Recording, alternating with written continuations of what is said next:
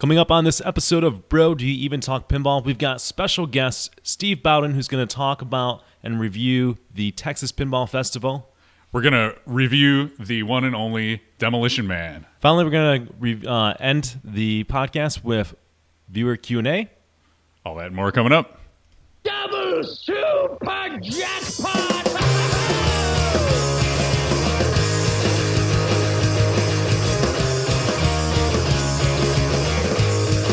I need a ramp. I need a loop. I want targets I can hit. I need the scoop.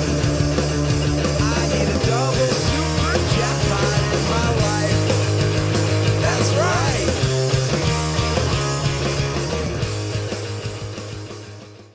Ladies and gentlemen, your hosts of the Bro Show, it's Nick Lane. It's also Kevin Manny of Buffalo Pinball. That's my favorite Rudy intro. It's pretty good. He nailed it on that I don't one. remember that one. You said that one is not new, but We've used that one at least once before. okay. I want to see the deep cuts though. So Yeah. next time, I know you've been busy. I We've all been need busy somebody with to pinball. chop. I should send it to Pin Daddy. He can do it for me. He's a pro at chopping up videos. You gotta delegate it, and he's talented at it. So, anyways, what's going on, guys? It's Monday, March 19th. We're almost into spring. Yes. It's pretty exciting, and when you're in Buffalo, New Still York. hoodie weather here, though. Yeah, still hoodie weather. We got another good month of that. So, well, we got a lot to talk about, and unfortunately, Kevin and I were not at the Texas Pinball Festival. It seems the rest of the pinball world was, but we have the second best thing, and that is special guest Steve Bowden. Yep. Before we get to him, let's run through our partner thanks real quick and make sure we check that off the podcast rundown. Oh yeah, we got to talk about that too. So, all right, Kevin, you've been nailing it lately. So why have don't you- I'm going to kind of jump around and do it in an unusual fashion. Really throw things off. So Risky. Pin Stadium, pinstadium.com. Use coupon code Buffalo to save 10% on your lights for your pinball machine. See them from outer space. See them from wherever you want. Adjust them up and down as much as you want. Got all new accessories for the lights too, so check them out. Pinstadium.com. Jersey Jack Pinball, makers of The Hobbit, Wizard of Oz, Dialed In, and the brand new Pirates of the Caribbean are. I'm an admitted fanboy. We'll get to that in a bit. Comet Pinball, cometpinball.com. Light up your machine, make it look great. Customize all the lights on your game. Visit cometpinball.com. Our friend Ryan over there. Double Danger, ddpinball.com. Save 15% with coupon code Buffalo on all your latest swag and shirts and hats and pins and patches and buttons. And they got new shirts and stuff that they released at Texas Pinball. So I'm looking forward to seeing those go up on their website. Titan Pinball, titanpinball.com. Save 10% with coupon code Buffalo on silicone rings for your pinball machine. Replace the rubber rings on your machine with these awesome silicone rings that hold it better, clean up nice, and you can customize the colors and make them look great. Pinball Arcade, Farsight Studios, makers of the digital video game version of the real pinball machines you know and love. Play them on your iPad, your iPhone, your Android, your Xbox, your whatever, everything. All the pinball machines. Play the latest machine is Bonsai Run. Where do you ever get to play that? Now you can play it on your phone. Pinballarcade.com. Tilt Cycle, Dan Burfield, Pittsburgh, Pennsylvania. Upcycles old, destroyed, trashed pinball machine parts that you would never want in a real pinball machine. Rather than throwing them in a dumpster and going into a landfill, he upcycles them and makes them into awesome art. Visit tiltcycle.com and use coupon code Buffalo to save 20% on your order there. Community Beer Works, communitybeerworks.com. When you come to town for the Buffalo Pinball Summer Open, stop at Community Beer Works and grab some beer. We raised nearly $1,000 for the Boys and Girls Club of our charity tournament. We did 2 weeks ago. And you won't even have to stop at Community Beer Works because they're bringing it to the Summer Open, right? Yeah, that's awesome. Yeah, so you can We're get excited some, about that. Get some right there. If that's your thing, come drink some beer. They do good things, and we're happy to partner up with them. And last, certainly not least, Pinball Life, pinballlife.com. If you have a pinball machine, things are going to break, you need parts, order them from pinballlife.com or call 847-515-3415 because they put their phone number on the screen, so I'm going to read it out. Yeah, you like All that. right. Well, you know what? Since we are, you can cut to beautiful pictures of us. Oh, here we are. But, since we are on the subject of sponsors, there was a thread on Pinside talking about, somebody asked, what podcast should I listen to? And, our show was mentioned, so thank you for the folks who brought up Bro to Even Talk Pinball. We appreciate that. Yeah. There were a couple folks who said, I like Bro, but they're sponsor heavy, and they specifically mentioned our partnership with JJP. There's only two people, of course, and it's Pinside. But I just want to address that and say a couple things. Yes, we do have sponsors, but with nearly every single sponsor, including JJP, we went to those companies and said, hey, we love your products. We use them. Would you like to partner with us, right? And we would promote you as part of what we do. So it's everything on there are products that we believe in. They're products that we use. They're products that I'd recommend to anybody confidently. So we put ourselves on the line. Should one of our partners do something, like if Pinball Life suddenly made packages that come to your door and they explode with shrapnel of pinball, Kevin and I would probably talk about it, and we'll either say we have to pay like 10 times the amount for that sponsorship, or we're going to drop you. But in all seriousness, if the quality is not good, or the sponsor's offensive, if there's a major problem, then we're not going to recommend it, and they're not a sponsor. So I just wanted to put that out there. And I think in light, because the comments were about Jersey Jack, Kevin and I talk about Jersey Jack Pinball because we both bought a dialed in and absolutely love it. Yeah. We've got a Pirates of the Caribbean on order because we love it. We don't review JJP games, and we've said this before.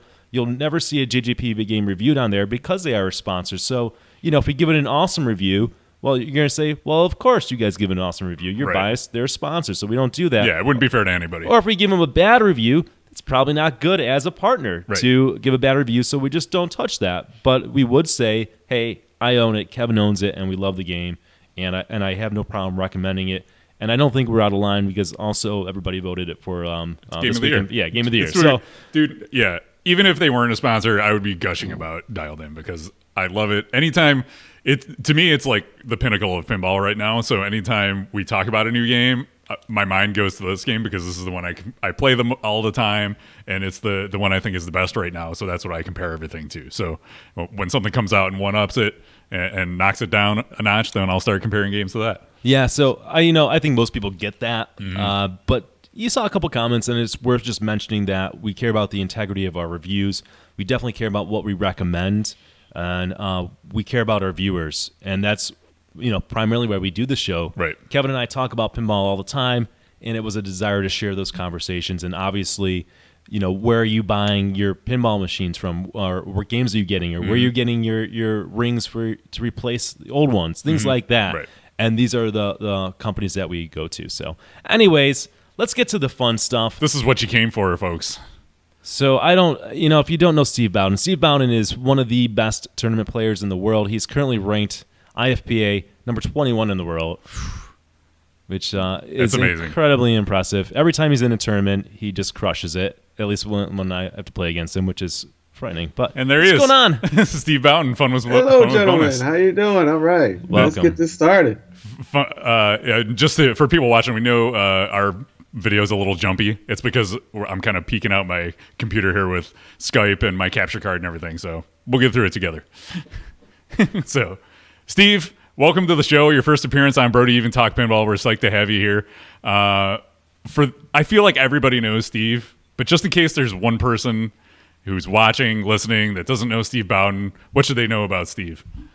Oh, they should know that I'm at funwithbonus.com, and I love tournament pinball, and I love pinball in general, and I love covering the scene every day since July 2012. Every day something. So like I said, I love talking with pinball with people about anything, including tournaments, because nobody likes to talk about tournament pinball, as we've learned. I've heard that, and I can't wait to talk about the Texas tournament shortly. Right, exactly. So, and that Texas tournament was sick. I mean, I heard the hype, and I was ready for the hype, and it didn't disappoint. It was there. Yeah. Yeah. It's one of those you missed it sort of things. Like, oh, you weren't there? Oh, you missed it. No, you missed it. Yeah.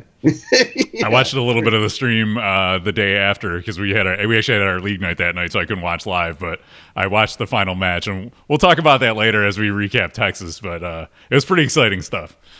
It definitely was, yeah. Especially being invited into the best seat in the house if you're not in the final, which is the commentary booth. So that was sweet too. Yeah, for sure. So before we get into the Texas Pinball recap, why don't you tell us about what you got going on with Path of Play? All right, well, the Path to Play charity, and we're really ramping up now. We're getting our teams together. We're combining forces to support families who live with autism. So if you want to support that effort, if you go on funwithbonus.com, you'll see a widget on the side of every page. It's posted up there just like any old widget that you're thinking of. And you can donate through the Fun with Bonus team on the top link, or you can donate through the main link. You'll see a big banner with a total amount raised in there. So any donation amount helps. There are reward tiers for different donation amounts, but any donation amount is appreciated, and we thank you in advance for your donations. Absolutely, it's a wonderful charity. We've interviewed Mike on the podcast before, and we've been involved with his Path to Play initiative from the ground floor. So it's awesome to see all the support kind of rolling out for that. So and especially what I mean, if people don't know what Mike has done for coverage of tournament pinball, as far as what through Papa. I mean, the advancements he's done through there with replay, slow motion, multiple angles, all that stuff. So this and it's unrelated to what we're doing here, but I just feel that needs to mention. Oh yeah, the advancements of what he's been doing there. Yeah, and with more to come. He brought that to the Summer Open last year. It was awesome being able to do the commentary with those replays and let's see that again and kind of show these just awesome. To say, let's go to the videotape, like the old Warner Wolf, let's go to the tape, and then it was there, and then you could slow it down and analyze it and say, oh, you see, you would have saved it if you used the left flipper before the right, and you can really get people to see how deep competitive pinball can be, as well as just playing pinball in general, showing them the techniques as they're happening in live competition. This is a live catch. This is a drop catch. This is why the player did this move versus that move. And so you can really analyze that while it's happening during meaningful pinball play. Yeah, as a commentator, it was just so awesome to be able to I felt like it gave us the next level of content to talk about. So beyond here's the shot that's happening, let's bring it back and kind of discuss how that save happened, or watch that crazy drain that happened. There's nothing they possibly could have done to save it. Yeah, especially the strange things that happens, and then immediately they're like, hey Steve, what is that move called? And I'm like, wait, they asked me to make call outs to the dictionary. Yeah. It's like, wait, well, I'm in the booth. Let me flip through the book here and find it in the dictionary. Wait, let me concentrate. I'm in the booth, hold on. But yeah, it's really fun to see all the strange and weird things happen in the finals, even though during the finals it always seems like the play gets very much better. The games get longer, everybody gets used to the game, and so they're kind of knowing, even though the game's set tough at the beginning, all of a sudden you see everybody get used to it, and all of a sudden you'll see how the game is really played. Even though it's set tournament tough, it really doesn't matter at that point, especially in the final.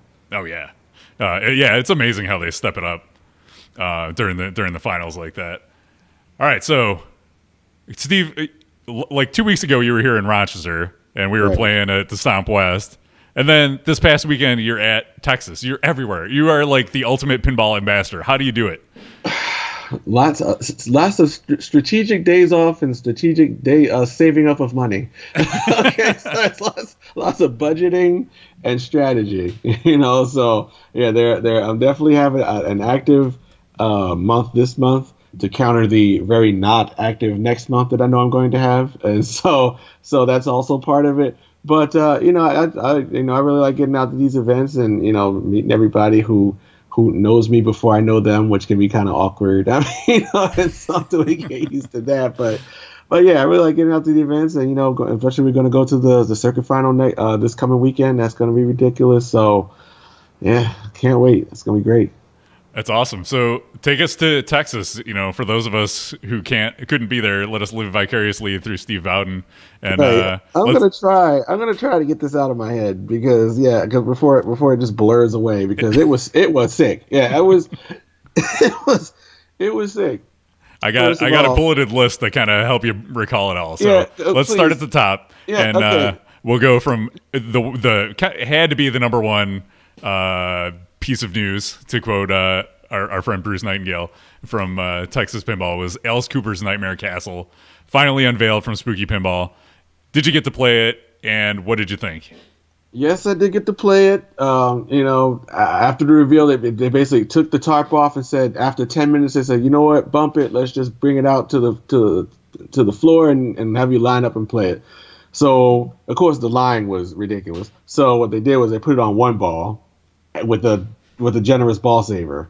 so that you don't get cheated out of it. So that helped work through the line. So people went through 3 or 4 times, even though it was a lot of people. And the game, it already plays well. I mean, I was definitely liking what I was feeling. It doesn't feel like any other game they've made so far. It's of course better than Rob Zombie. I mean, they could have tripped over themselves and made a game better than Rob Zombie, but they did. That's definitely better than that. Felt better than AMH. And you can see up there. You can see there's an upper playfield. I don't pay much attention to art, but that got my attention. I mean, look at it. Yeah. So tell us about that upper playfield. I heard somebody say when you shot it to the upper playfield, there was like 5 different ways it could go once it got up there. Yeah, it's something like because first you have 2 paths up there. Well, you have the right ramp up there that you get to the upper playfield, and then you have a drop target to get through to Frankenstein's arm. I mean, first you have the. They didn't have much code in it, but they did have multi-ball in it. So you lock a ball through the left ramp that holds 1, and then you can after that then you lock a ball through that drop target in the middle. You have to bash that drop target down and then get it through there for the second lock. But yeah, and then you can see on the way down there's those 2 X's that one goes down to the left flipper and one goes down toward the castle there. Okay. And so and then you have underneath that castle to select which monster you're gonna challenge. And then the left and right you see are directions you're taking in the castle. You see like on the very bottom you have the left and right arrows. Okay. Depending on which one you shoot, imagine a small mini map like The Legend of Zelda 1. Okay. And you're at the very bottom at the entrance, and at the top is the boss. All right. But you can choose which direction you want to go in the castle to get to the boss. And there are like mid areas where things will happen. So you shoot the left orbit, and it will go to the left. And you'll see a comic book come on the screen and start flipping to the left as you go to the left and showing different screens. That's cool. And if you go to the right, the comic will flip to the right, and it'll show you a different direction. And so some of this isn't in there yet. A lot of it wasn't in yet. But there's going to be areas where you need to get weapons. Like let's say, for example, you're challenging Dracula. How do you kill Dracula? Stake through, you get the stake and you kill him with the stake. So if you find the stake, you can kill him with the 1-hit kill if you get him. Or you could go another way and get the garlic, and then use that as sort of like a double, like advanced scoring toward the battle with Dracula. So it's a risk reward there. And so every monster has that sort of path. So every monster has weapons to defeat them and different paths to get that way. And so, and none of that was really in there, but just the promise of that being in there and just how it felt and how it played, even out on the floor with, a little bit less power, like how shows have, the power sort of goes out to the flippers a little bit. And so, but it was fine. The shots were hittable, and I definitely, it definitely felt like, still Total Nuclear Annihilation is still the best spooky game, if you're calling it a spooky game. Right. But this is right there already, and there's nothing on it as far as code. So yeah. And the artwork looks amazing. It looks great. Yeah. I'm excited to play it. What and it's the return of the crotchware Magna save, right? Right, there's the GoldenEye save right yep. there. So it's like, yep. So the GoldenEye save returns, and it does just what GoldenEye does. It catches the ball and after a while flings it back up. If you have your ball saver on, it does exactly that. So it's definitely very promising already. Good reveal. The reveal, you could tell that, they were nervous up there to reveal this, and they just wanted to get it out. They said, look, here, take the tarp off. Okay, there it is. Everyone come up, and we all rushed it like paparazzi, so that was fun, which is kind of pointless. I knew as I was up there trying to record my cell phone camera, that's pointless because they're going to have pictures. Yeah. But it was fun being like paparazzi style. Just like, oh, look, let's get this over here. Okay, all right, pictures, so that was pretty fun. But then they wheeled it out, and then we all lined up and played. So that was like what happened when we did the Pirates reveal at Expo. It was like a mad rush to the game. We're like, oh my god, I gotta move the cameras. It's like you could see them waiting for you to say, and now we're gonna let you play it, because they were like waiting at the gate, and then they just rushed it. It was like a mass of humanity just rushed the field. I'm amazed that all the equipment survived and all the cables and everything survived the initial rush. Yeah, it's amazing for sure. Yep. And that was similar for this, except that the line was just, once they set it back up in the spooky booth, the line was all the way back, so you knew where the line was, so you could wait. But it worked through it with the one ball. It was good. Let's before we move on from Alice Cooper, the one thing I want to touch on was like I think Spooky did an amazing job teasing this game. So like in the months leading up to Texas Pinball Festival, we saw these little bits and pieces and teaser videos and stuff, and they did a great job of keeping it under wraps until that moment. He even brought it out on the show floor and had it covered up, the playfield covered up. Yeah. It's like, here's a small piece of a speck of a thing that you might not know what it is. Oh, here's an insert, maybe, and then, here's the game, but let's have all of us covering it up with photoshops of ourselves or whatever covering the game. And, here's the game, but let's have a piece covering it, and then we'll turn the light on and show you a little bit, but we still can't really see it. so such a tease. Yeah, it was great. And, it was fun. Yeah, it was fun. It was fun. It got everybody hyped up, and I think it lived up to the hype. It's hard when you start thinking about a game, and you put this, you have this vision in your mind of what it's going to be, and it's never going to be that, right? Right. Yeah, because I was just frightened it was going to be something like Rob Zombie was. Like it was going to feel like that. I mean, I can't describe that feeling of playing Rob Zombie, but I didn't want that. And then when I saw what I saw, I was like, okay, they passed that. Okay, the curse is over. All right, it's fine. Everything's fine. Everything's good. Confidence is high. Awesome. Hyped. But so this was not the only surprise from Spooky at Texas Pinball. They also brought a game called Kosmic Khaos. What's going on with that?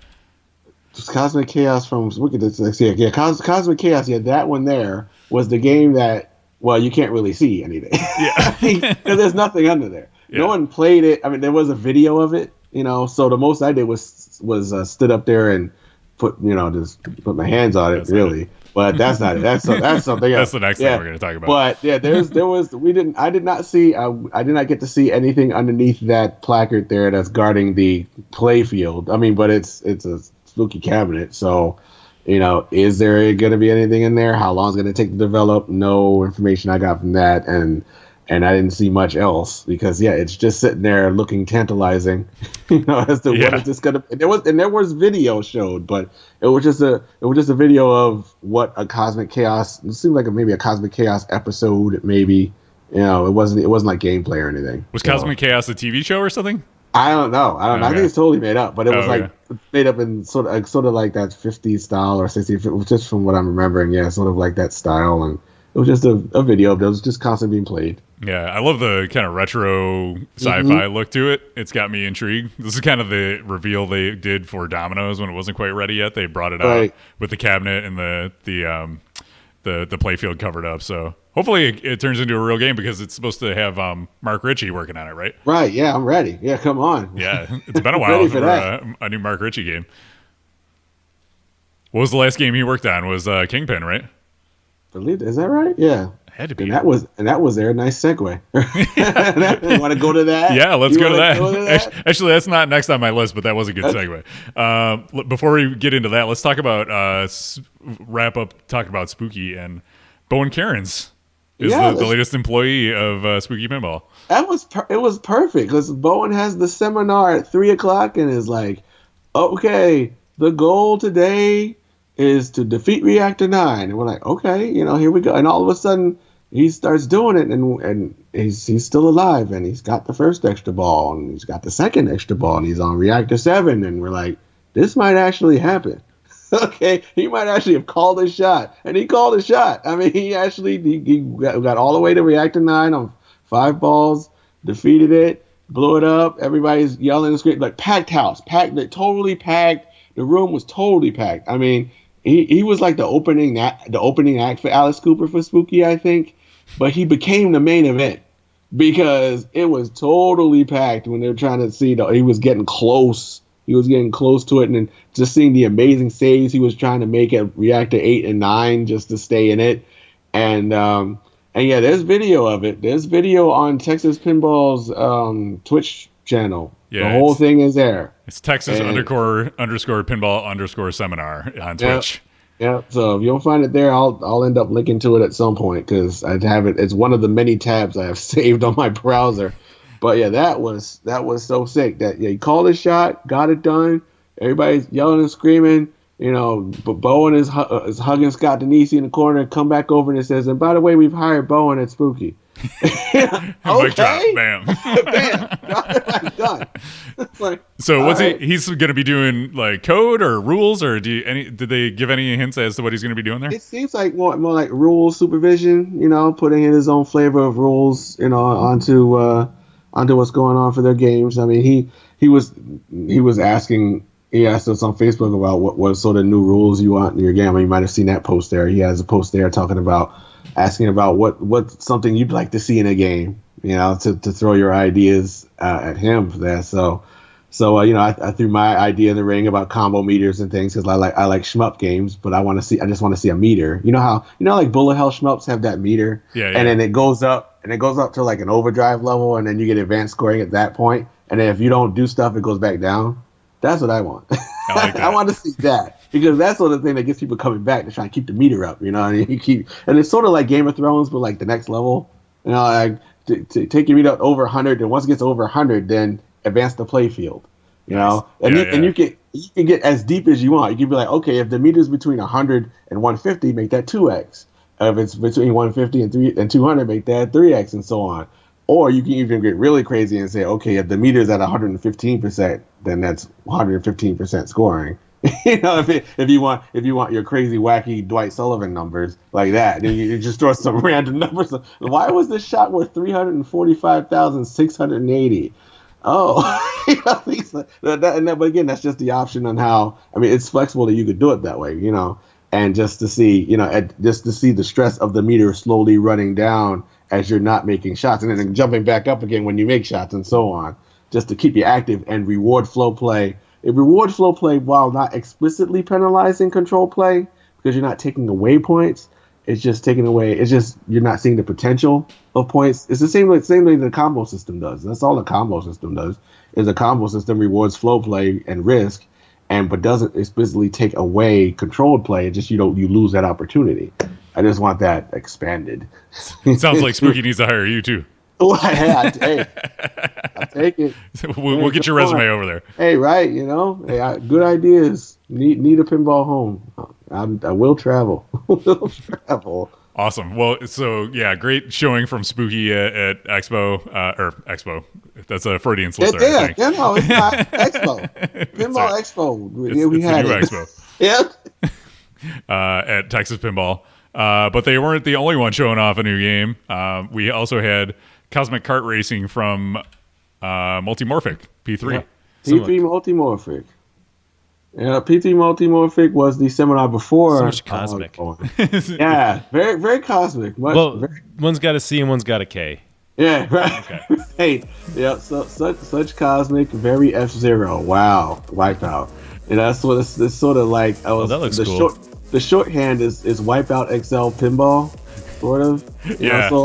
So what happens is you start off and you see all the shots that's green there, all the shots that are green. So you shoot a shot, you advance, you speed up and advance in the race, and so there's that magnetic ramp assist. That's cool.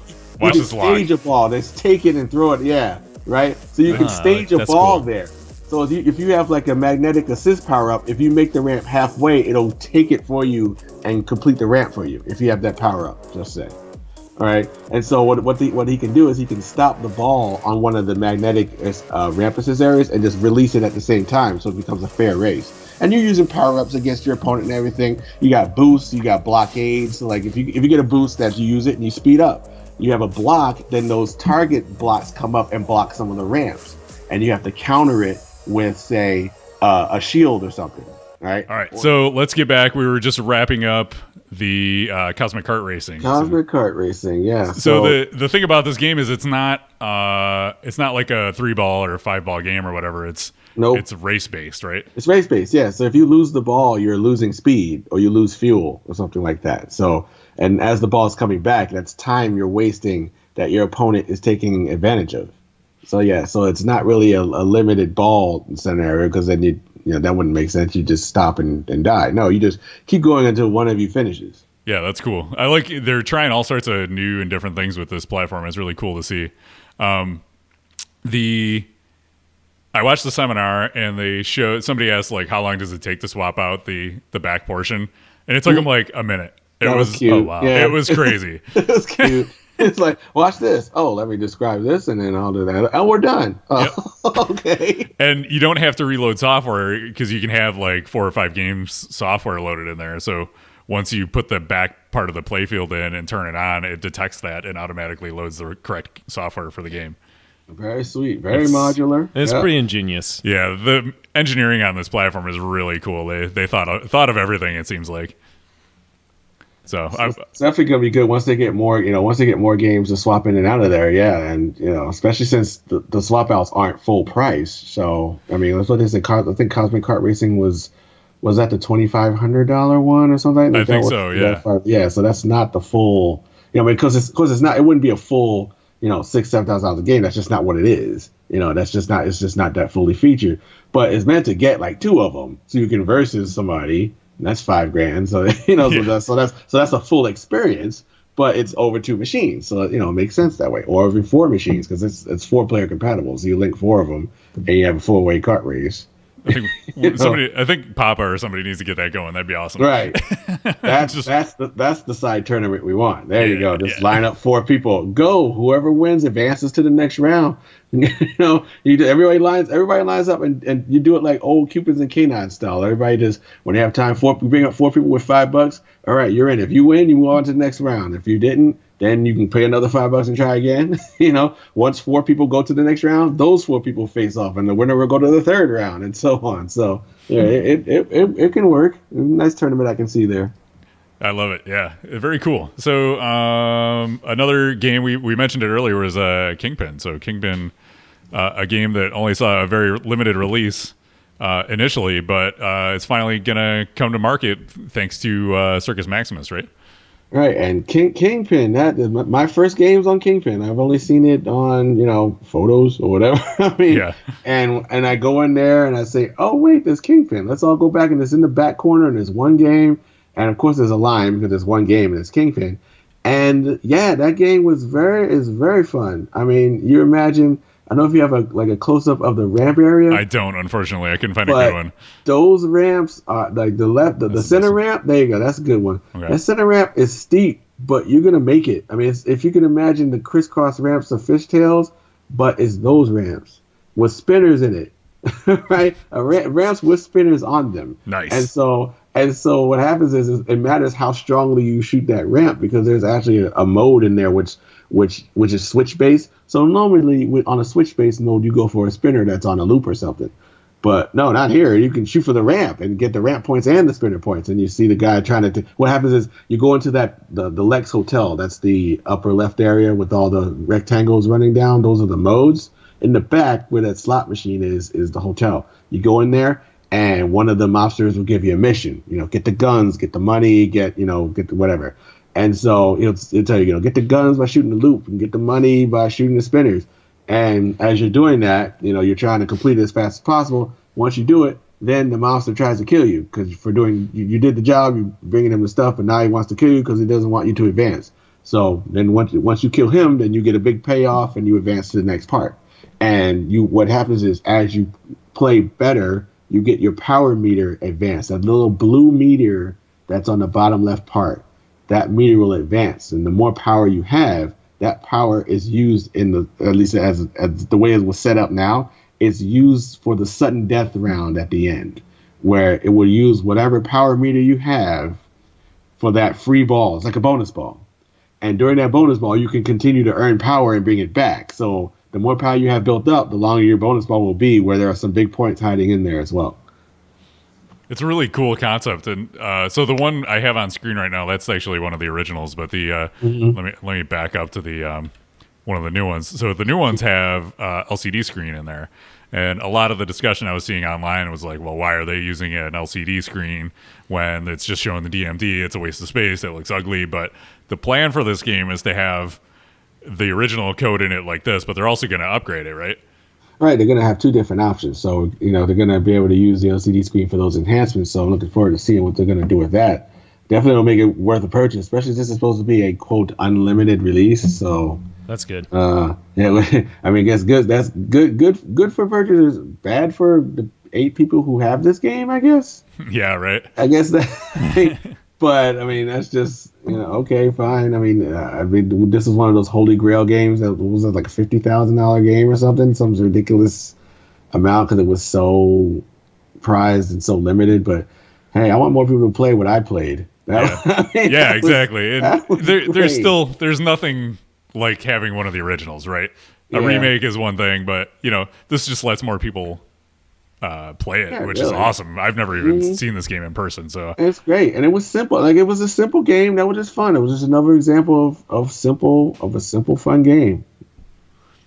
Awesome. All right. So even with all those announcements, Stern was not about to be one-upped. They dropped the bomb that the one and only Brian Eddy is going to be joining Stern Pinball. If you don't know the name, you know his games. He designed Attack from Mars, Medieval Madness. You may have heard of those. And The Shadow, right? The Shadow, right. Respect to The Shadow as well. Yeah. Don't forget that. Yeah. Yeah, they did this. Yeah, George Gomez slid that one in there a little. He was through his seminar. It was like, what did he say? Yes, Brian Eddy is back, 2019 for his first game. I'm like, okay, this is serious. Let's get it done. I'm ready. It's super exciting too because it's a smart move too because you look at Chicago Gaming releasing Brian Eddy's old games and killing it. Now people might go, well, maybe I'll hold off on buying an AFM or a Medieval Madness and see what he's got up his sleeve for his next game because it's been, 20 years since 20-something years. Yeah, 20-some-odd years since he designed one. So we're ready to see what he's got in his head now. People will go, maybe I'll hold off and wait to see what he has to offer first. Yeah, so that's exciting. Stern's really bringing in the big guns between code and designers and everything. Yeah, they really. Can we say they're listening to us, or is that just or that's just a natural response to wanting to continue to dominate? I mean, really. I mean, I'm sure they'll say they're listening to us. Yeah, well, it's a healthy response to a market that's just expanding and getting more competitive, right? Right. So they got to do what they got to do. So they hire the programmers to get the good code out. Come here, respect the Tim Balls. And hiring the designers, and we're waiting for Keith's, certainly not Archer game to come out. Ready for Iron Maiden, which is certainly not Archer, to be released. So that's gonna be great. So yeah, they're definitely not trying to release any part of the dominating portion of the market that they have, because I'm sure, what are they over? Even with all these people, they're still over a 90%er, aren't they? I've heard numbers thrown around like that. Yeah. So whatever that means, they still want to have that. So they're gonna do what they got to do. A couple points in chat I want to address. Fugel asks, Brian is back. When is Mark Ritchie officially coming back? Well, Mark Ritchie's helping out with Kingpin, and he's also working on that Kosmic Khaos game, from what I hear. Mm-hmm. So he is back. He's lingering right there. Yeah, he's on doorstep. Yeah, hasn't maybe officially announced it, but yeah, he's tinkering. And CNK asks, did you see the Father Ritchie seminar? Oh yeah. The most reverend, the very most high reverend Steve Ritchie was taking confessionals, confessing your pinball sins. So he's like, what are your pinball sins? I don't know what my pinball sins. Then people were like, I actually, one was, I think I remember during the stream, he said, I actually wanted you to sign one of my Ghostbusters translights or playfields or something. He said, it's like, oh, that's a sin. Yeah. Oh, you have to do. Oh no, that's bad. So yeah, that was pretty fun. He was holding court as Father Ritchie. That was nice. It was clever. Yeah, good. Yeah.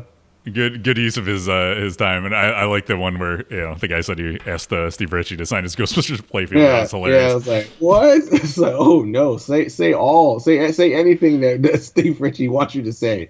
Yep. He was like, say 10 play betters, and then the person would say it, and he's like, okay, that's enough. Okay, you said it. That's good. Go say the rest quietly to yourself at your seat. Right, you are forgiven, though. Okay.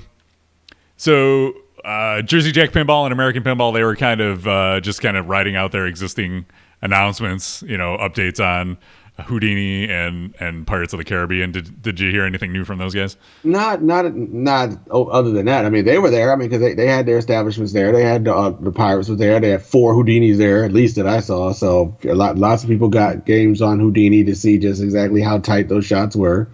And I didn't hear anybody complaining. Really. What are your thoughts on Houdini? I'm curious. Oh well, my key phrase is tight but findable. So that meme has been gotten out there. But yeah, the shots are tight until you get used to them, and then all of a sudden you realize, okay, yes, I know this shot is tight because if I shoot this, it'll instantly open the theater for the next mode, or I could bash on the theater 4 times. So it then becomes my decision. Do I want to go for it? Do I think I'm accurate enough to make this shot versus this other one? The orbits are fine. They're not really that tight, but the ramp is pretty tight, to lock the ball. But as you start getting used to it, just like any other game, it will get better. Then you'll have a great game, probably like a great game out of 10 or so. Because, I'm just worried that people will not fight through the initial bricking process, because the initial bricking process will be pretty fierce. There'll be a lot of bricking, a lot of, just brick, control, brick. Oh, Seance multi-ball is lit because I bricked everything. And all that is because you hit all the targets, right? So if you brick, you're going to do something, and you're going to like Seance multi-ball or something else with the mode. So it's not like it's a useless bricking. But, I just hope people don't get too frustrated by that initial, especially on route. You get that first dollar in there, and then brick. And then you might get the second one in there. And then after some more bricking, I don't know if the third one's going in. Okay. So people at home aren't going to care. They'll just brick until they find it, and it'll be fine. Yeah, that was the experience I had when we played it at Expo. It was like, okay, I waited in line and I bricked a bunch, and then I'm dead. Right. I'm like, I'm going to go back and play Pirates. Yeah, right. Yeah, I'm going to play Pirates. I'm going to play Dialed In, something that's wide open and inviting. Right. I can see how, because I like Ghostbusters in my house too, because I can just hit the start button again and get destroyed and go back for more. And yeah, just get owned by the in lane out lane helpers. Yeah, Ghostbusters. That's helpers. Yeah, those aren't in lane guys. Those are out lane assistants. That's what those are. So exactly, that's awesome. Well, someone was saying, I think on one of the forums, with Houdini, you have the stand up targets, right? But know how on some games stand up targets tend to move over time. I know it happens on a lot of my Sterns. So what happens when the stand up targets start blocking the shots that you need to hit? That's something I wonder how that's going to hold up over time. Yeah, that could be a bit of a problem, especially if it blocks that already tight ramp shot. That could be an issue where we might have to have, every so often you reline up the targets. Otherwise, it's just going to be Seance multi-ball, and that's it. Right. Really. So, Creepy Tom 33 in chat asks, was the new Guardians code game changing? So, did they release new Guardians code at the show? They did release new Guardians code at the show. I didn't have a lot of time with it, so I'm still back at the version where you shoot, where you complete a mode and it's worth more during multi-ball. So I didn't get that much time on it, so I can't comment on the initial change after that because there was another change beyond that, and I don't remember what it was. So I cannot confirm or deny it being better after that. Yep, they're still working their way towards 1.0, so it's got a ways to go still. Yeah, I just heard now that it's orb heavy. Like it used to be Groot heavy as far as scoring. Now it's orb multi-ball heavy, where their exploit is now. But that's before the latest code, whatever happened now. So I don't know what happened at this point. Awesome. All right, so let's talk about the part that nobody wants to hear about. Let's talk about the tournament.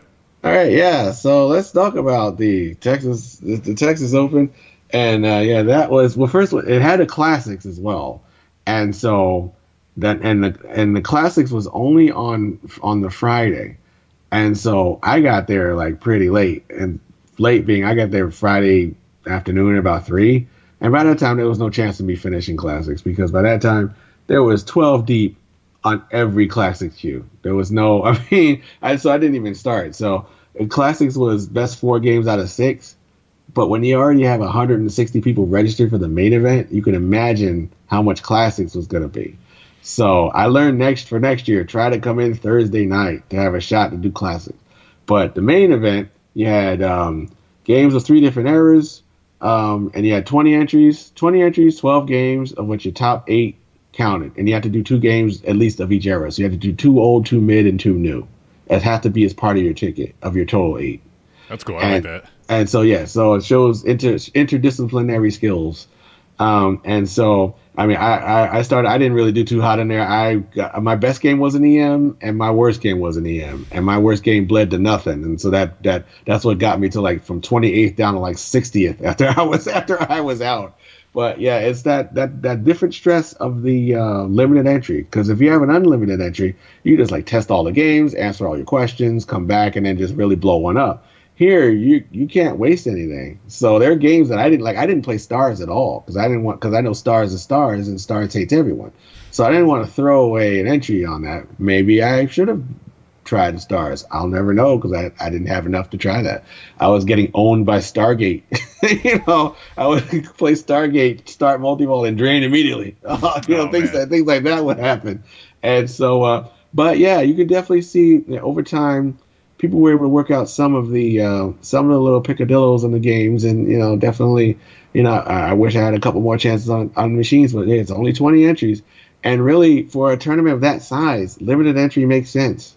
I mean, if it was unlimited, and really the queues would have been terrible too, and we might not have even gotten even the 20 in, because what happens is as the people have already played their entries, they're out. For example, me, I was out at like 1:50 p.m. So I know I'm not going to qualify, but I'm going to the seminar. So I'm not in line, anymore. So other people can finish their entries too. So even though there's 160 people, that limited entry really helped to, get us through there.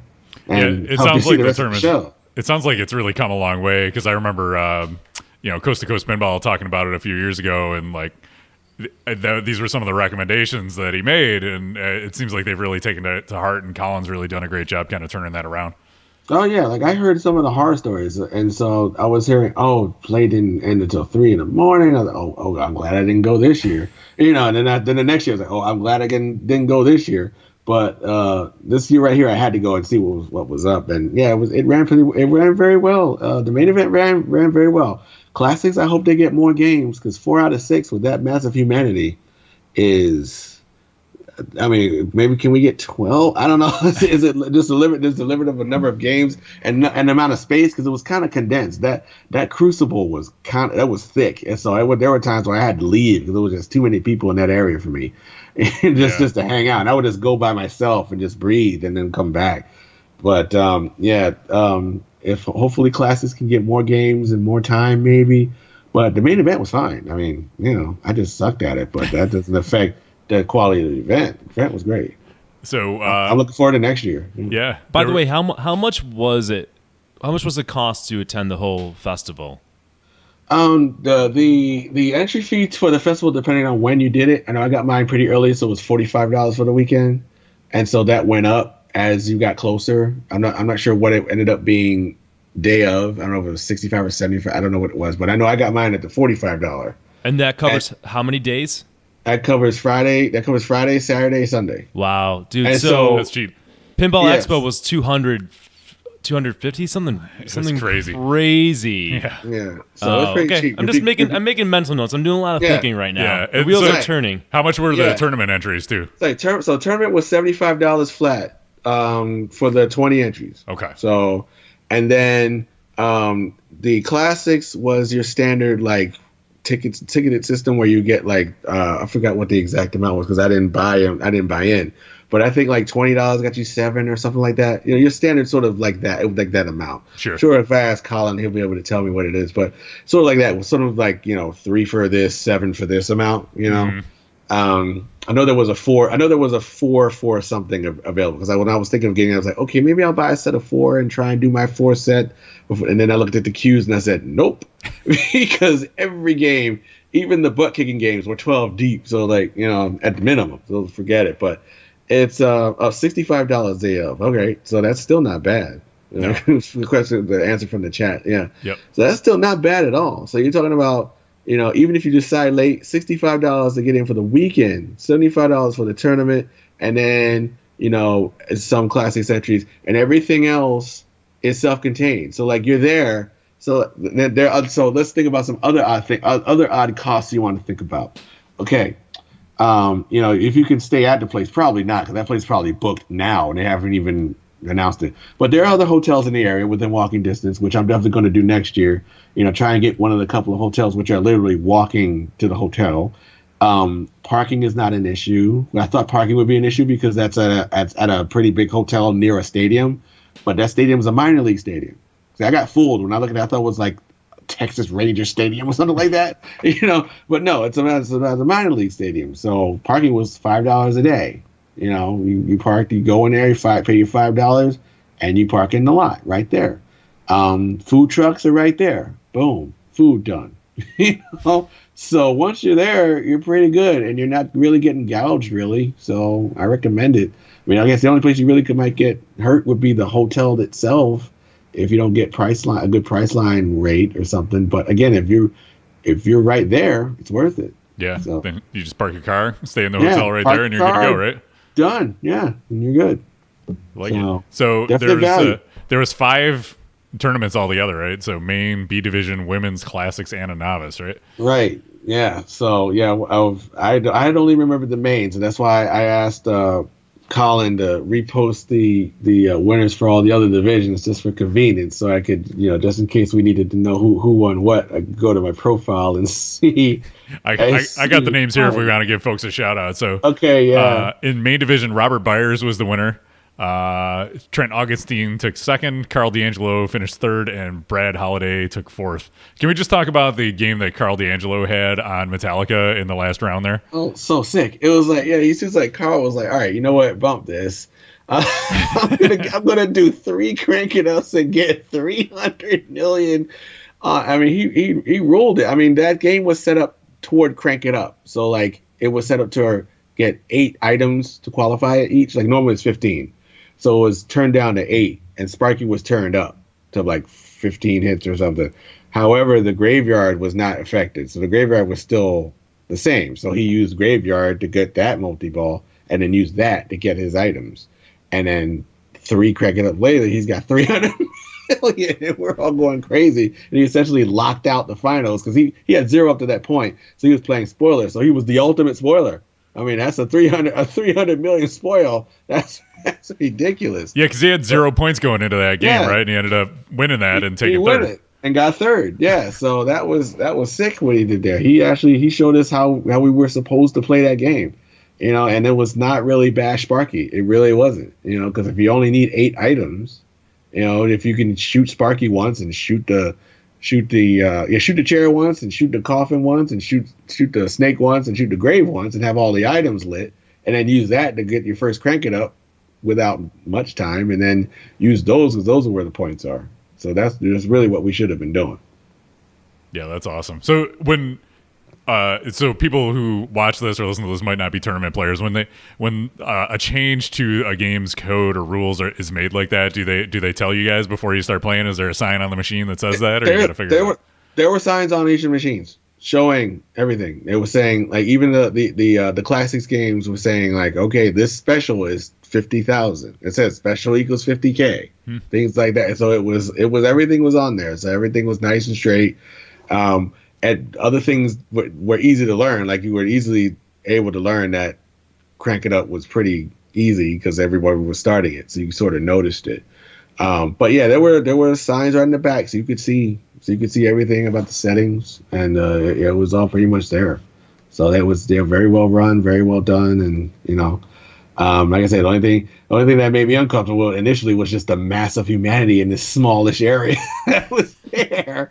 I just hope they get a bigger area, because I just hope Texas Pinball Festival expands, because they barely held the amount of people in there. I mean, all over. They barely. It was crowded all on Friday. It was sick. I mean, it was crowded. So they have outgrown that space. Which is great, but I mean, there's definitely ways that they can use that hall, because they were using just little bits and pieces of it for that. I mean, they could take some of the vendors, put it in the hallway. There's lots of options they could do, and the exhibiting, not the exhibit, the seminars were way at the other end of the hall, so they could use that. There's options they have, but I mean, I hope it expands to another day. Like, give us Thursday too. Yeah. Yeah, We'll well, take yeah, that. Nick and I run tournaments and stuff, and there's always ways you can improve when you're done. Yeah. And so that's what you do. You look at what happened, Yep. kind of evaluate, and that's what they've been doing over the past few years, which is great to see. And all the hype. I feel like Texas pinball hype is starting to reach Pinburg level hype, where people are saying Yeah. this is the one thing you have to go do for a show, versus It's like Pinburg is the one tournament you have to play in. Yeah, just like Texas is the show. Yeah, it's like Texas is the show to go. And I'm glad that my first experience was this one, as opposed to what I had heard was going on before. Rumor and innuendo and 3 a.m. semifinals, and I was like, wait, okay, No thanks. no way, no thanks. So I'm glad that I'm definitely glad I went, and I'm looking forward to next year. Next year I'm waiting to see when they're gonna announce the room block and see if I can maybe get one at the hotel. But because I'm definitely planning to go. Definitely planning to go next year. Awesome. Let's give the rest of the winners a shout out. B Division, Chad Lower took first, Donnie White took second, Colin Faust took third, and Jeff Rivera of the Pinball Podcast took fourth. Congrats to those guys. In the women's tournament, Carrie Wing took first, Kelly Moncla took second, Tracy Abrahams took third, and Elizabeth Dronett took fourth. In classics, it was Steve Strom, Brendan Wheeler, Bob Matthews, and Robert Byers. And in the novice division, Shauna Teal, and he just kind of had the other, rounding out the top four, were Matt. I'm not gonna get that one. Matt S, Nick Gall, and Jeb Locke. So congratulations to all those guys. It was great that they had a novice tournament too. I'm always happy to see that, to get new people interested and participating in competitive play. Right, just to get as many people as possible on, quote, the big stage, just so they can get that experience and see that, oh, it's not really that intimidating. It's just I'm playing pinball in a different area, and there happen to be more cameras here, but that's it. So once they have that first time, it's like riding a roller coaster for the first time. Then you go ride it again because you just rode it and you figure, oh, it's nothing, but it was fun, but it was nothing. So yeah, that's all. Hopefully they get bit with the bug like we all have, and it's like, right. Oh, I'm going to be traveling all over the country doing this. Yeah, Texas was a really good place to experience your first tournament. I've met quite a few people who says, "Oh, this is my first Texas. Yeah, this is my first time playing a tournament." It's like, "Oh yeah, this is." I was saying, "Yeah, this is my first time here too," and trying to get used to the new environment and everything. But yeah, I definitely recommend it. I recommend you go next year. All right, so that's going to bring us to the end of our discussion of Texas Pinball Festival. Anything else you wanted to mention about the show? I think we did a pretty comprehensive look at it. I think that's pretty good. I mean, other than Spooky ruling the day. I mean, they had like everywhere. Total Nuclear Annihilation was everywhere in that place. It seems like everywhere you went, you heard the theme. Yeah, and anytime I tuned into their stream, I could always hear it somewhere playing in the background. Even right next to they'd have their mic on a different game, and you could still hear it somewhere else. Didn't matter. It was somewhere being played, and it was definitely Texas Pinball Festival. I definitely should suggest that you all go because as of now, it is Expo. So I don't know what's going to happen with the split among the Pinball Expo in Chicago, but until I see otherwise, what I just experienced was Expo. So for me, awesome. Well, it's time to get into our review for this episode. We're going to be getting into Demolition Man, but first, let's kick it off and make it official with our intro video. Let's go!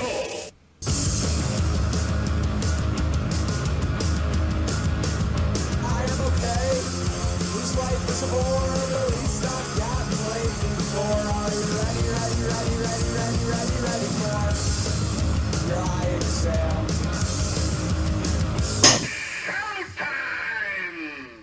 All right, just found out Kevin spent all his picture budget on picks from the Texas Pinball Festival. So we have no picks for the game we're going to review, but that's okay because most 95% of people listen to this on the podcast. So Yeah. I'm going to picture along in your mind as we do this. But we're going to review Demolition Man. It is from Williams, 1994. There were 7,000 of these produced, 7,019 to be exact, which makes sense because you do see a lot of demo mans out there.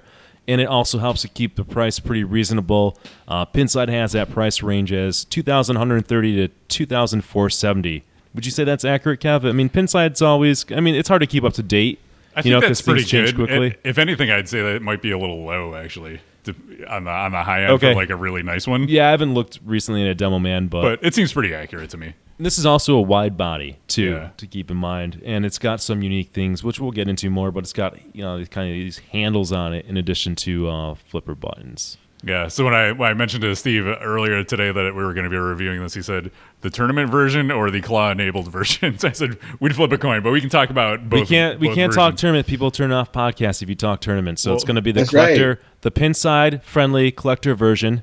Well, they're already especially- tuned out by now anyway. Especially so. ones that have never been played. Ideally, they just are very polished and look nice.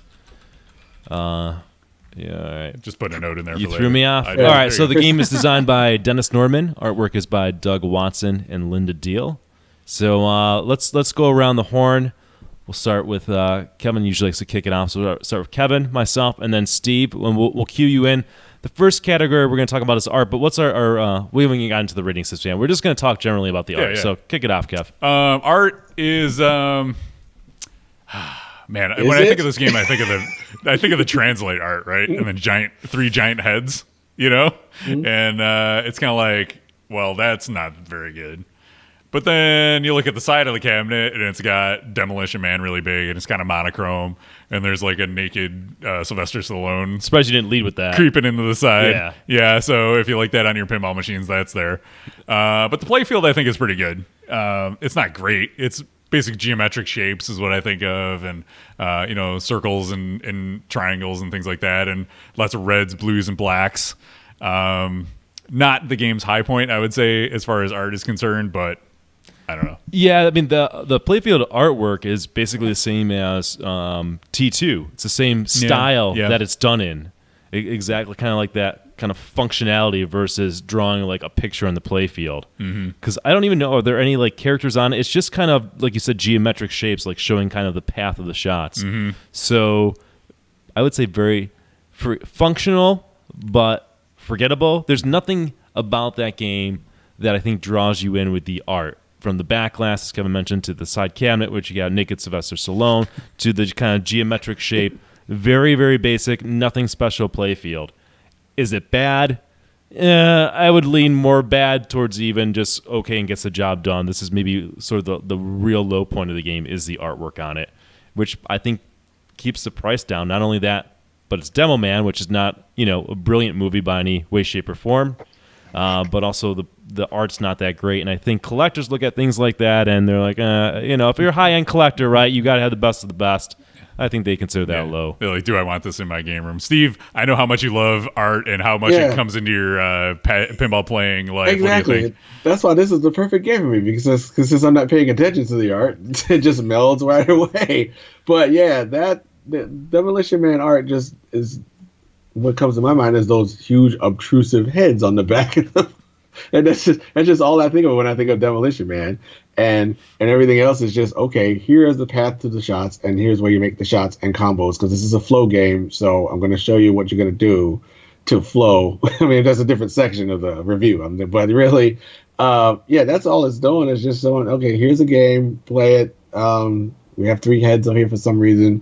At least Phoenix's eyes are different colors, right? I think, right? Didn't they do that? I think so, I think yeah. they did that. So they kept that canon in there. At least they made that effort. But, I mean, other than that, it's less than functional because, that's all it needs to do. It's just, really. I mean, what art would they have up there? They need a Taco Bell on there. They need a Taco Bell. Yeah. And Put the a three Taco Bell. seashells, right? Right. Yeah. Right. Okay. I would see that. Taco Bell 3 seashells, which is not even in the game. No, man. Is it? No, it's not. I don't think so. No. No. Couldn't even like maybe make the three seashells the pop uppers or something. No, couldn't do that. No. There's a mod Just opportunity. something. There you go. Yeah, there you Hazelmods, go. get on it.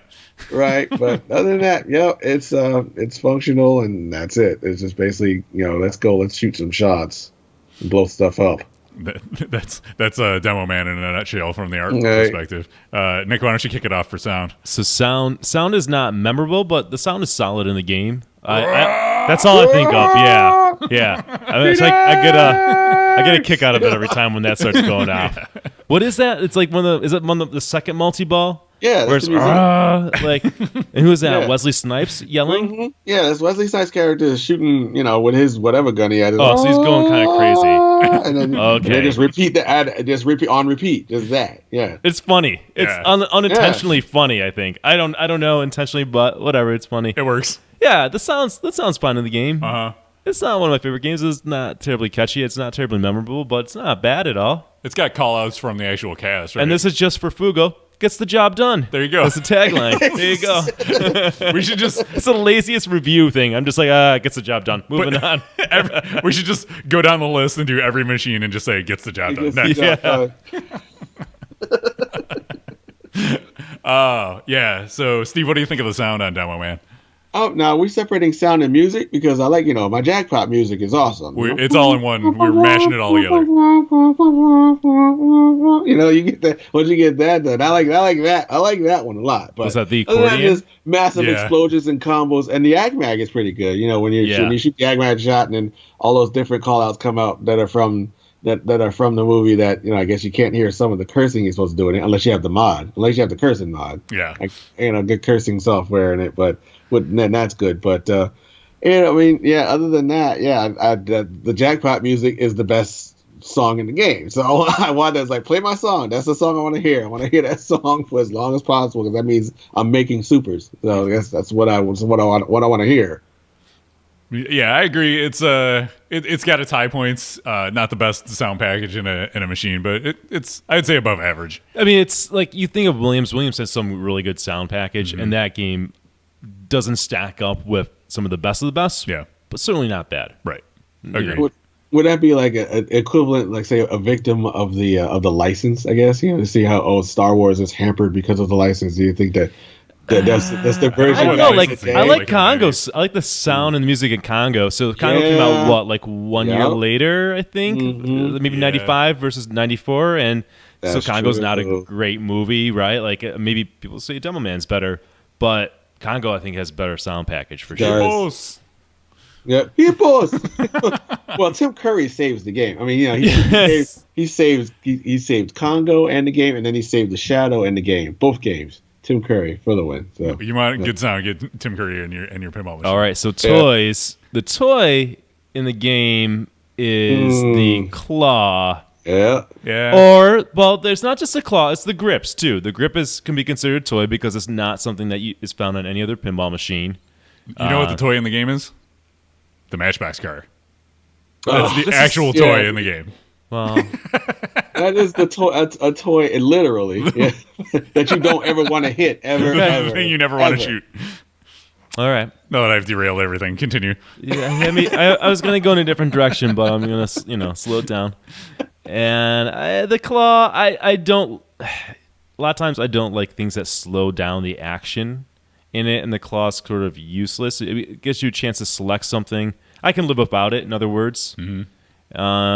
The grips are kind of cool. I play with the grips, and for those of you who've never played this game or don't know, instead of the flipper buttons, there's these actual kind of like grips that come up from the apron of the machine. You can just grab them.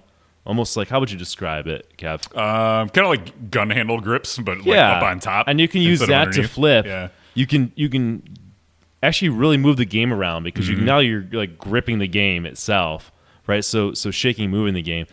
It adds a different dimension to it, and I think, and Steve, you can correct me if I'm wrong, but you actually get more points if you use the gun grips. Yes, you do. You get an extra you get a million combo. Like every combo you get during bonus is a million for your bonus. Okay. If you use a trigger for it, that's another million. So your bonus is number of combos, number of trigger combos, and then number of claws. So someone who does not use the triggers at all will get that initial bonus for number of combos, say 20. Okay, they'll get 20 million, but they won't get the other 20 million for using the triggers, which can be a real difference when you're carrying a multiplier, because that all gets multiplied. So do you use the gun triggers or the regular just flippers? I use the regular flippers and try to cheat the triggers. Like I'll shoot with the left button toward the computer, and before it goes in the hole, try to flip the trigger to see if it'll count it. That sounds exhausting. And sometimes it does, and sometimes it doesn't. So I end up getting maybe like half of them. Before I get used to using the triggers. But so that's how I try to cheat it that way. But during multi-ball, no triggers because there's no combos in multi-ball, so those don't count. So if your multi-ball starts, no triggers. You don't need to do any triggers. Good to know. So Attack is asking you, safe to say the claws and grapple gets the job done? I don't even. No, it's not. It doesn't need to do a job. That's the thing. It doesn't have a real function in my mind. It has one job, and it's to light the locks. That's super it. Gimmicky. One job. That's one job. I won't derail this. I actually like the what is it? The glove in Johnny Mnemonic, and here's why. Wow. I know Wow. this is weird. Wow. Hot take. Or at least I don't. At least I don't hate it. But Johnny Mnemonic is such a fast game that I love when it goes to the glove because I can catch my breath. And now Demo Man is as fast as got flow, but I don't need to stop at any time really. The other thing about Johnny is the glove. There's actually some strategy involved in it too. When it's not in competitive play. Yeah. When it's competitive play, it's always the same, I think. But if you watch, it'll actually show you what's in the grid, and that changes all the times, and that There's plays more into, to it. It's more factors engaging. into how you want to play the game. Yeah. Yeah. Anyways, we'll talk about Johnny Mnemonic one of these days. But okay, toys. Everyone else wanna? Steve, any thoughts on the toys? The claw has one job, is to light my locks. So unless there's software that's preventing that, then its job is to light my modes for demolition time. But it provides a bit of a breather, but not enough. You only get like a 10-second timer where you have to move it over, and make sure you move it over in the right place, and don't make a mistake and have it be too short or the wrong way. Or when you hit the button, it's wait, I didn't select that. Oh yes, you did. You just weren't over far enough. You drop it in the wrong hole. That's what I don't like about that toy. I think it's cool. Like, I like things that physically interact with the ball like that. But when you think you have it lined up and then it goes into a different one, it's like, all right, forget this garbage. Forget it. Yeah. Claw disabled. Disabled. There's a reason why they disable it in tournaments. Right. While we're on that, I guess we can. Well, we'll get into that in rules. Let's talk DMD and lighting. Steve, why don't you kick us off with the DMD and lighting? Should I say it? It gets the job done. No. Yes. Yeah, there we go. Yes, there you go. Next. Because it does. I mean, what do you want to say about it? It's just you shoot the shots and tell you how many combos you made. Sure, it tries to get stylish when you have a lot of combos in a row, which I like that. Like, there's two stages of combo animations. There's a standard one, and then when you get like 6 or 7 in a row, it does like sort of move. Sort of get into it that way. You want to keep that going. But other than that, it's just showing a lot of points until you get the multi-ball, and then it's the same graphic with every jackpot, and then it's the same super graphic.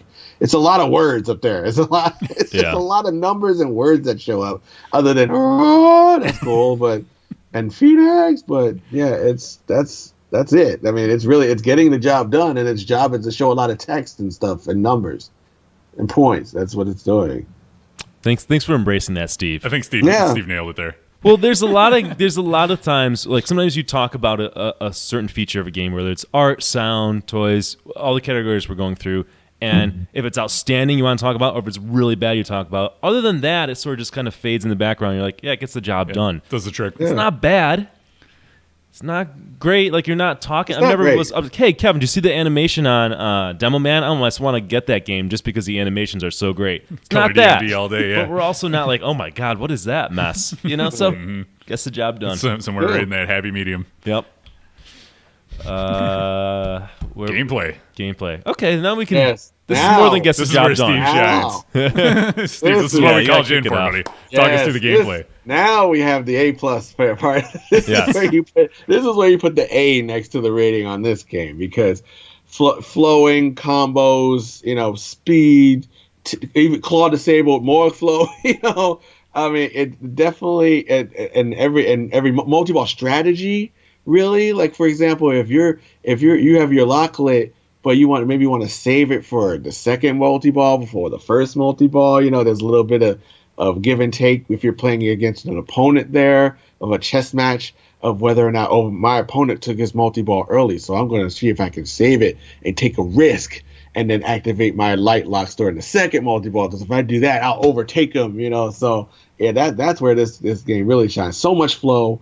Especially if as long as you have flippers that are strong enough. I mean, as long as you have flippers that don't go halfway up the center ramp and then the reversal of fortune is straight down the middle, which can happen a lot of Demolition Man games. Not as bad for the right ramp. I mean, reversal doesn't really go down the middle a lot on that, but that left ramp can be a bear if it's just not strong enough to make it, and you're going to die because you are, and it's just gone. But other than that, yeah, definite gameplay A+ on there. It's why people playing it, for all those flowing combos that you can just hit just AgMag, computer, ramp, AgMag, computer, ramp, just over and over and over and over and keep making points that way and really come back on somebody who's had a good multi-ball. It allows that to happen. Yeah, Dennis Norman did a great job in creating shots that you've got the flow, but they all just feel so good. I know when I hit a shot in Demo Man, it's a great feeling. To your point, a lot of times, the game just has to be set up right, and the flippers have to be strong because a lot of Demo Mans that I played, there's always that one shot, and it comes down, it rejects, and it's too bad because you know how good it feels to hit those shots in that game, and that is without a doubt my favorite aspect of Demo Man. It's just the flow, but not just the fact that the flow, but just the feeling. All the shots feel really good in that game. I love that. Yeah, I don't know if this is true or not, but I remember somebody saying that this game was originally designed as a narrow body game, and then they made it into a wide body game, which, and they added those 2 shots on the left. Huh. Because there is a whole section that you don't want to touch. Yeah, it's like the pinball machine and then the wide body part. Right.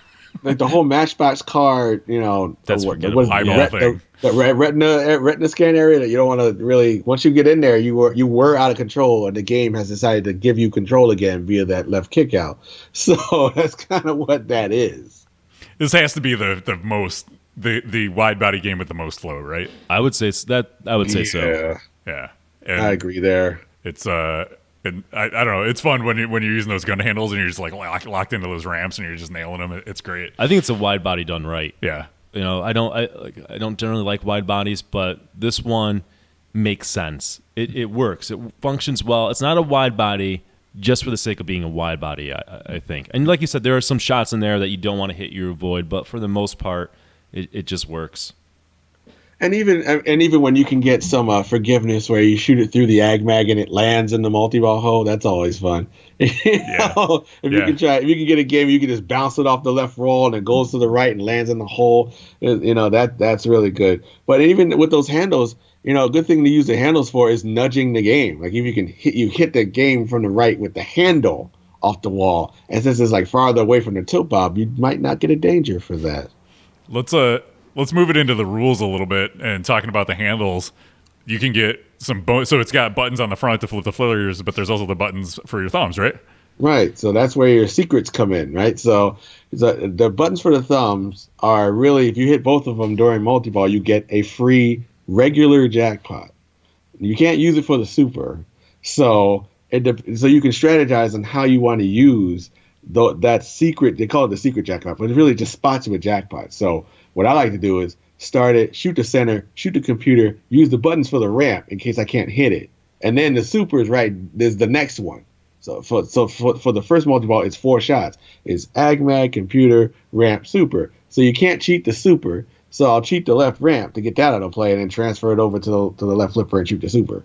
And for like the second multi-ball where all the shots are lit, try to save it to where I can use my cheat for the left, I guess not a left orbit, but for that really tight multi-ball start shot, you can save it for that, get past that roadblock, because that's usually the one I can't hit. And so but there are other secrets there too. I mean, there's you can use the buttons during AgMag to get a free AgMag award. That's where the cow shows up. There's a free there's free enhanced awards when you land in the multi-ball start hole when it's not lit. They can go from big points to really big points, and I think there's also a quick bonus at the end of Prison Break or one of the modes where Find Simon. You find Simon, you have the gun at his face, and you shoot you hit the triggers, you get a quick point bonus for that. You don't shoot him, but you get points for it, and you're not really gonna know unless you know, because it's not like it tells you anything. Yeah, but, that's when I had one of these on loan for a couple months, and that was one of the things I really appreciated about it. Once I started figuring out the secret rules and stuff, it's like it kind of took that next level of strategy during multi-ball. Like, when am I going to cash this in? What's the shot that I struggle the most with? I can use this to kind of bypass that and move on and keep progressing through the multi-ball, which I really, really appreciated. What do you think about the rules, Nick? I like it. It's not the deepest game. It's pretty much combos and get into multi-ball. But it's fun. I always want to play this game. When I see it in a location and go to a collector's house, I'm always happy to play a few games on it. Do I stay there for an hour and play it? Not really. And we're sort of getting into last ability. But it's fun. You got the satisfying shots. You're gonna get a multi-ball or more, and it's a good game. All right, so let's talk about lastability. The wizard mode is not super tough to achieve in this game. So if that's one of those things where, I have a game in my collection and once I get the wizard mode, I'm done with it. It's probably not going to stick around for a long time in your collection. But if it's a game you play, if you have a league and you host a league, it's a great game for that. I don't know. There's a reason why games are priced what they are, and we've kind of talked through the art and sound are okay. The rules are fun, but not super deep. The gameplay is great, and that's why people really like this game. I think the nice, smooth, flowing shots. Lastability probably not super great, but it gets the job done. Yeah. It gets the job. It gets the lastability job done. I don't think that makes sense. But I'm Steve, gonna what do you think about lastability on this game? Would it stay in your collection for a long time, or what do you think? Well, it has so far because I've owned it for a while. So and my claw still works. So but I always have the claw disabled anyway. But it's a very simple game, and the wizard mode doesn't even feel really wizardy. Because once you get to demolition time, it just all the shots are lit for points, and you can get more balls on the play field and get more points. It's a frenzy mode, really, and it can be over before you even know it, really, on that one. And then you're back to level 1 multi-ball and do it more for more points, and that's when your score just really explodes after you get past that first demolition time. Is because now your points are worth even more during multi-ball than they were in your first lap. So things start exploding. And I guess the only other major award is the demolition jackpot, which you get for completing all of the multi-balls. And if you get that, that's a huge cash in of hundreds of millions, depending on how many jackpots you got. But that's not a wizard mode. That's just a cash in for being awesome.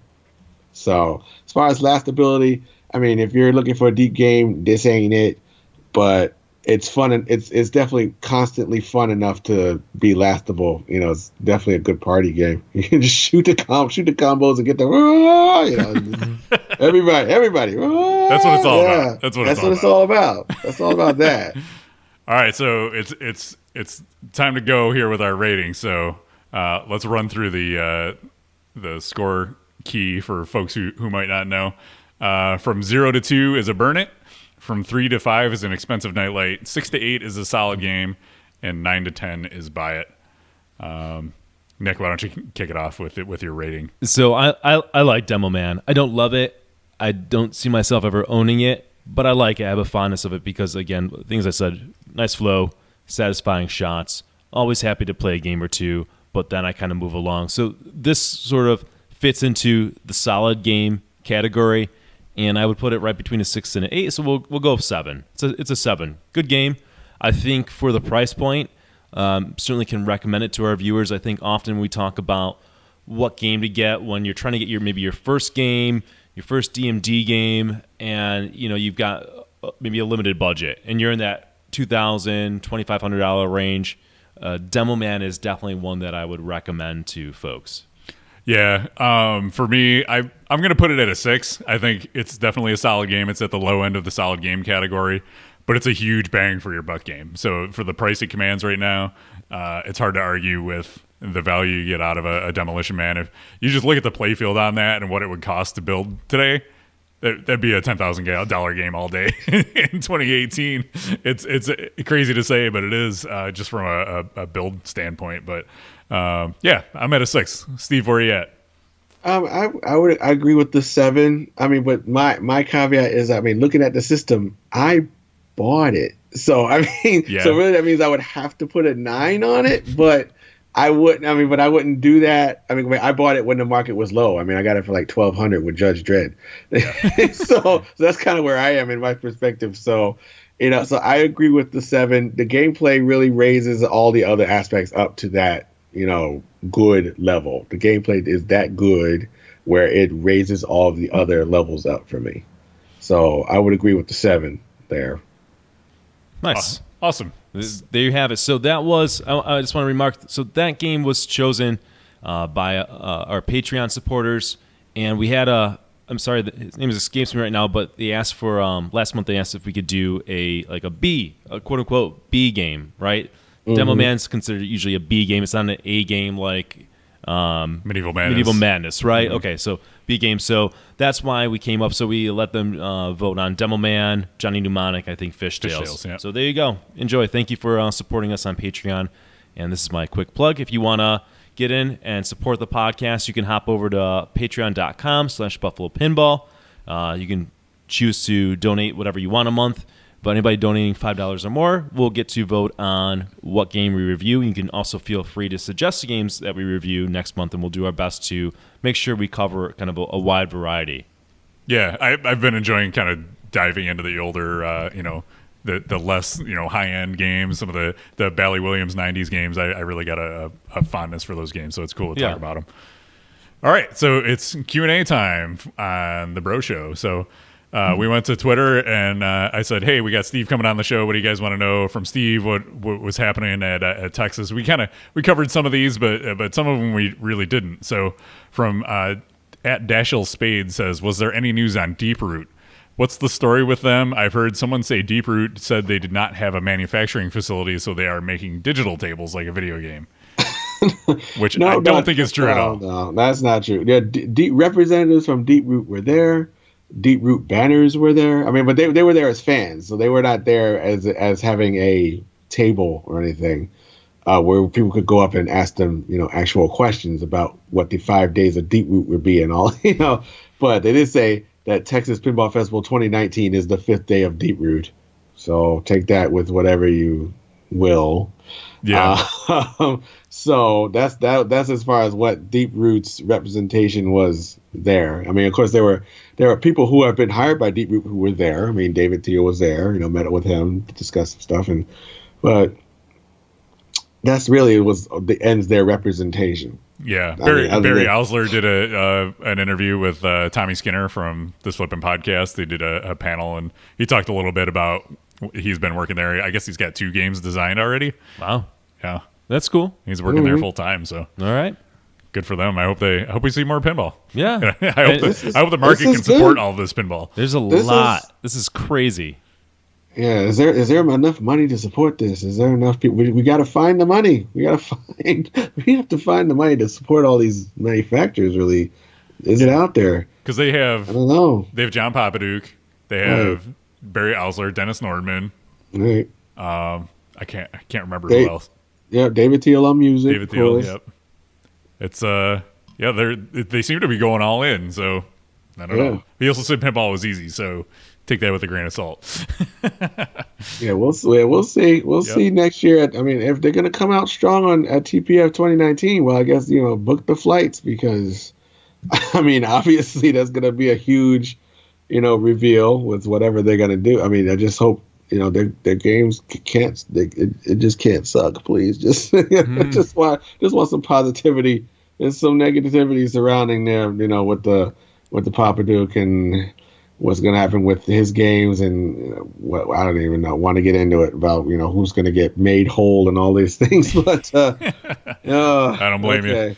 I don't even. Boy. All right. So that's what we know about Deeproot so far. So thanks for the question, Dashiell Spade. Dr. Curly Tech hits on something we talked about a little bit, but he says, Alice Cooper Nightmare Castle looks the part, but how does it shoot? How would you describe the shots on this game?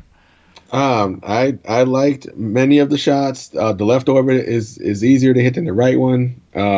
Again, we're going on by the power at an expo. So, and by what I mean is that it tends to wane over time. Okay, so by the Saturday, it became really tough to hit that ramp. I mean, I guess that's kind of where it was at the expo. So, yeah, during the beginning, we were able to hit the ramp fine, but during the end of it, it got to a point where we had to loop the left ramp and loop the left orbit and home run it all the way around into the left ramp to make the shot like one time it. But But other than that, I mean, I really liked when I hit an orbit. I felt, the graphics showing the comic book pages turning in each way. It just really felt like I was making even more of a shot, like a huge orbit. As the orbit was going around, you saw the pages turning to the left and to the right. So that was really nice feeling there. And that upper play field, I want to investigate that more with a target that's blocking there. But it's not like you stay up there very often. You can catch it up there as of now. I'm never going to change that, but it's hard to do that. But again, you're hitting a target too to try to get it down, and you're going to find yourself back down to the lower playfield pretty quickly. And but yeah, just by perspective, we were comparing it to say like Rob Zombie shooting, and they shot way better than that. So the curse is over. If you're thinking it's going to be Rob Zombie, it ain't that. It's better. And there's no pop bumpers on this game, right? That was not. That was not. It's just go for it. The only thing preventing you from doing stuff is really the target blocking the shot behind her to get to the lock. Really, so you can call that a resistor. But and I guess the other part is that the monster select mode is there's a place underneath that selects your monster you're going to challenge, and that's a set of spot targets underneath the castle. So it looks like it's going through, but you're hitting it and it's coming back. Nice. But I had fun with it. I definitely had fun with it with the few 1 balls I had. And then at the end they changed it to 2 ball as people were finished playing it, so they changed the 2 ball, so we got to see a little bit more of it, collect some weapons, and go further to the castle. But I definitely had fun with it. Awesome. Our next question on Twitter comes from @Kaiser18. He says, "Monster Bash remake." So there was no talk about the Monster Bash remake, right? Nothing done. Zip. Next. other than why ain't it here? That's like, it's like right. why is it not here? That was the talk of it. Talk done. Yeah. How was the TNA co-op mode? Did you play that? Oh yeah, TNA co-op is nice. It's brilliant in its simplicity. I mean, what happens is you hold the start button in until the voice says co-op mode enabled, and then you hit the button for as many times as you want other players, up to 4.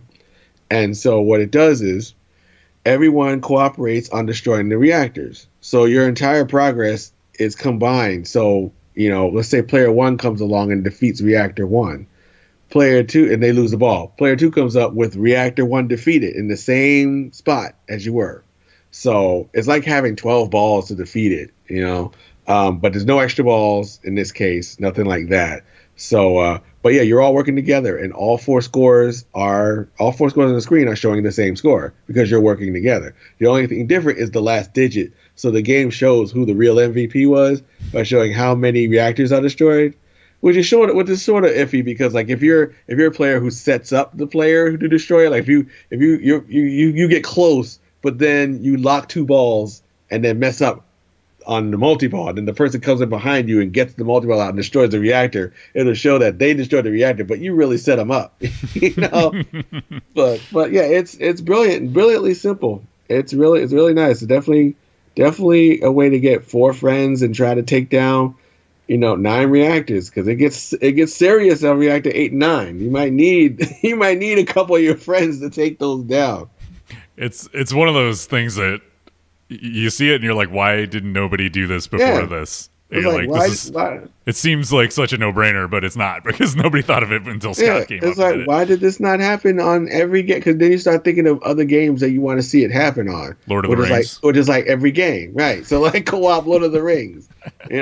Why are there not 4 people from the Fellowship, challenging the game at once? Let's get to Valinor together, right? Right, yeah. I mean, you're going to be there a long time, but you could do it. Hope we got a couple hours. Right, but you can get it done. But yeah, that's it was a brilliant move, and I mean, it may be difficult for someone stepping if they don't know about it, they're not going to know about it holding it in to start it. So there have to be a special instruction or something, or maybe a change in how that works. But if once people figure it out, it's going to continue to make it an even more of a fun party game than it is. Yeah, it seems like the ultimate party game for sure. Yeah. Well, how long was the line wait for Alice Cooper? This is, Nick Kaiser worked 3 questions into one tweet. That's impressive. So how long was the wait in for Alice Cooper? Yeah, long line was long. As you could see it from where you knew where we were going out to try and find where the line was, and there was no doubt. You knew where it was. But again, it was 1 ball. So everybody worked through their 1 ball, got back in line, worked through 1 ball again. And, and it didn't seem like it was really taking advantage of just having 1 ball to try and clean people out, because they had a ball saver on, so you could lose a ball within like 10-15 seconds and come back. But it was fine. I mean, it was definitely long, but you got a chance to play, and you did value your ball. I mean, I saw people controlling the ball and having a look, and then taking a shot and controlling it and having a look and taking a shot. So that mattered. But yeah, it was fine. Awesome. All right, let's move over to Discord. Again, if you want to join us and chat with Jay Fairbrother about Purple Toilets, you can join us at discord.gg/Buffalo Pinball. The first question comes from Pin Daddy. He says, what does Steve think about the hiring announcements? Brian Eddy to Stern, Bowen to Spooky, and who will he be announced to be working for in 2019? So where are you going in 2019, Steve? Let's see, where am I going? Let's see. Some people think I'm already a shill for JJP because of the streams I do with Buffalo Pinball. That's funny because they say the same thing about us. Right. Maybe I'll work for Jack. By the way, everybody should go buy Jersey Jack pinball machines. Exactly. Immediately. Yes. JerseyJackPinball.com. Do it. Sell all your machines and buy Jersey Jack machines. Use coupon code Buffalo to save 0%. Yeah. Get your wallets out. That's right. That's what we're doing. Buy Pirates. Get your wallets out for that. That's right. So, yeah, I cannot confirm or deny anything about working for any companies. I guess I'll say it that way. There you go. That means he's definitely going somewhere. That's the I'm going somewhere response. Just to make it interesting. Yeah. Yeah, and we talked about Brian Eddy and Bowen going already. So, and Al asked he would like to hear any details on Kingpin. We talked about that, but he also says, was there an Elvira 3 update? Did they talk about that at all?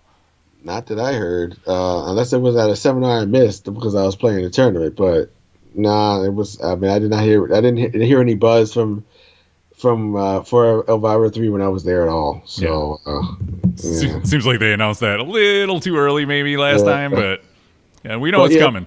Yeah, but it was really Spooky Pinball's show to lose, and they didn't lose it. So they won the show. Clearly, it's not even Total Good Annihilation, the Bowen hiring, Bowen speed run, Reactor 9, and Alice Cooper.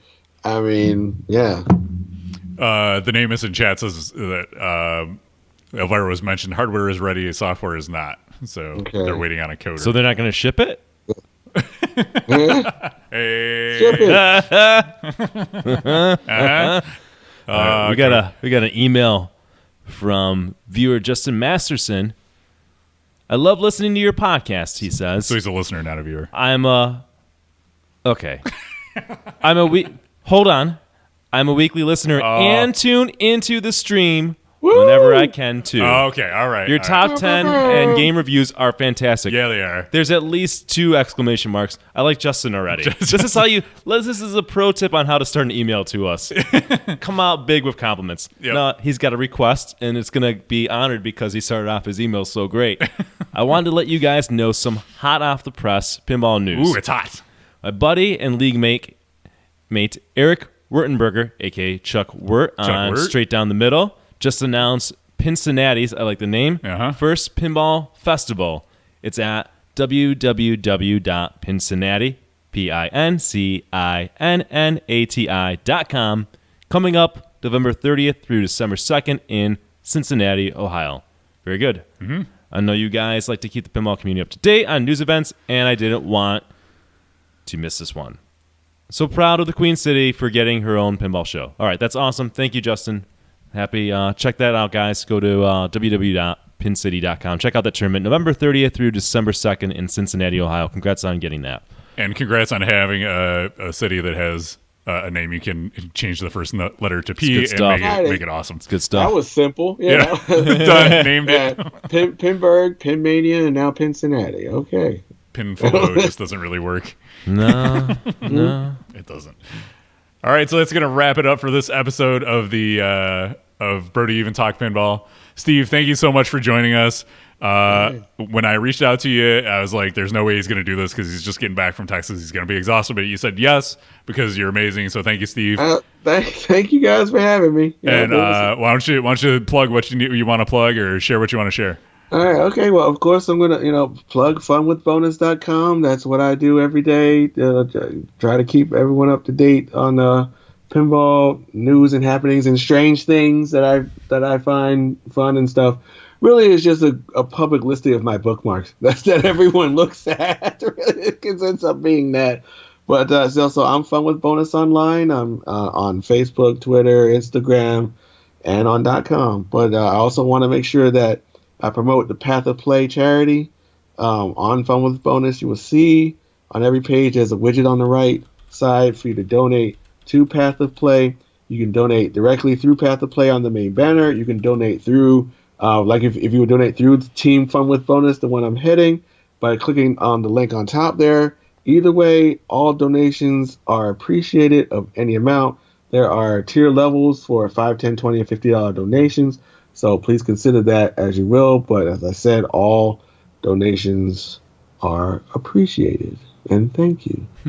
Awesome. All right.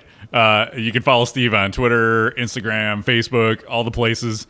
You can also follow us on Twitter, Facebook, Instagram, YouTube, Twitch, Venmo. No, we're not doing that yet. Or whatever that might be the payment. We're not millennials. No. Yeah, we're Buffalo Pinball on all those. If you don't watch us live, we stream pinball 5 days a week.